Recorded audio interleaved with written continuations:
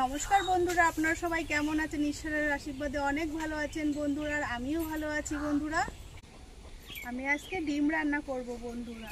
তো সকালবেলায় না মুরগির ঘর থেকে ডিমগুলোকে আর বার করা হয়নি, তো এখন ডিমগুলি বের করে রান্নাঘরে চলে এসে রান্না করব।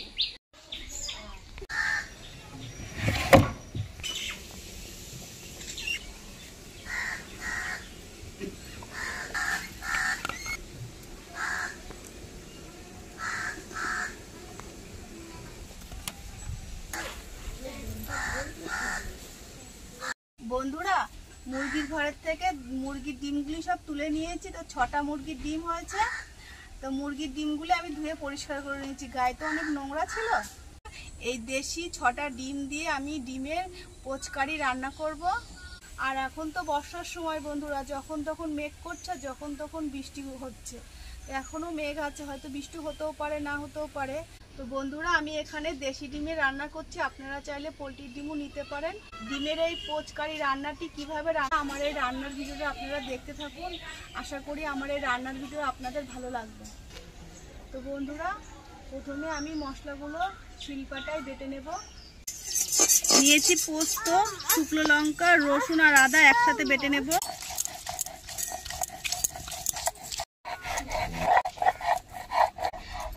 বন্ধুরা, মশলাগুলো সব শিলপাটায় বেটে নিয়েছি। তো এবার আমি উনুনটা ধরিয়ে রান্নাটা শুরু করে দেব। উনুনটা ধরে গেছে, কড়াইটা বসিয়ে দিচ্ছি। পুরো রান্নাটা আমি সাদা তেলেই করব। আর কড়াইটাও গরম হয়ে গেছে, একটু করে সাদা তেল দিয়ে ডিমগুলিকে পোচ করে ভেজে নেব।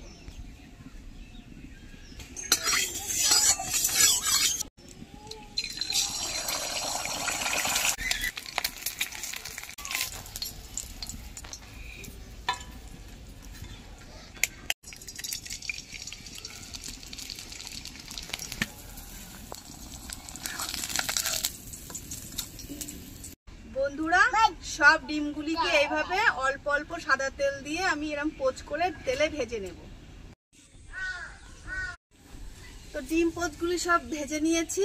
আর কড়াইতে আমি আর একটু তেল দিয়ে দেব। ফোড়নে দেব গোটা জিরে। ফোড়নের পরে দিয়ে দেব পেঁয়াজ কুচি।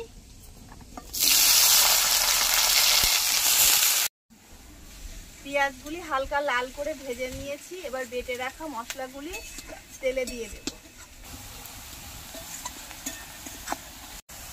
দিচ্ছি টমেটো কুচি, দিয়ে দেবো জিরে বাটা, রসুন, শুকনো লঙ্কা, পোস্ত বাটা একসাথে দিয়ে দিচ্ছি।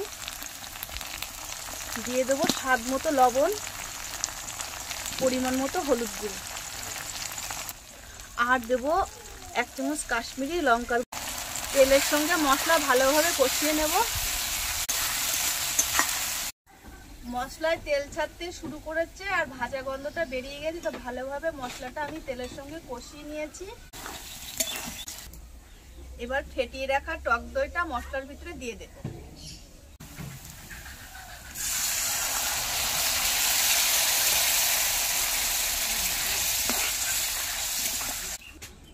তো বন্ধুরা, আমি এখানে জল দেব না, টক দই দিয়ে দিয়েছি মশলার ভিতরে। এবার টক দইয়ের মধ্যে আমি এই ডিমের পোচগুলি দিয়ে দেব।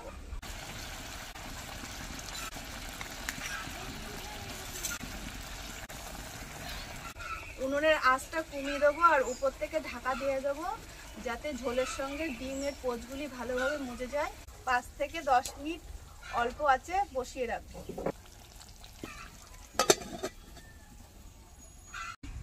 দেখুন বন্ধুরা, মশলা আর টক দইয়ের সঙ্গে ডিমের পোচকারিগুলো কি সুন্দর মজে গেছে। তো এবার ওপর থেকে আমি গরম মশলাটা ছড়িয়ে দিয়ে নামিয়ে নেব। গরম মশলা বন্ধুরা, আমি গরম মশলা বাটাতে একটু ঢাকা দিয়ে দিয়েছিলাম। এবার ঢাকনিটা খুলে নিয়ে উনুন থেকে ডিম কারির পোস্টটা নামিয়ে নেব।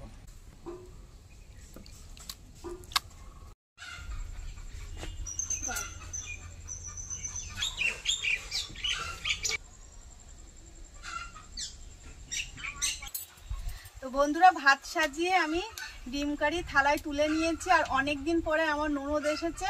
তো ননদ খেয়ে বলবে বৌদি কেমন রান্না করেছে। নমস্কার বন্ধুরা, আশা করছি আপনারা সবাই ভালো আছেন আর আমিও খুব ভালো আছি। তো অনেকদিন পর বাপের বাড়ি এসেছি, রান্না করেছে, তাই রান্নাটা খেয়ে দেখবো কেমন বানিয়েছে বৌদি।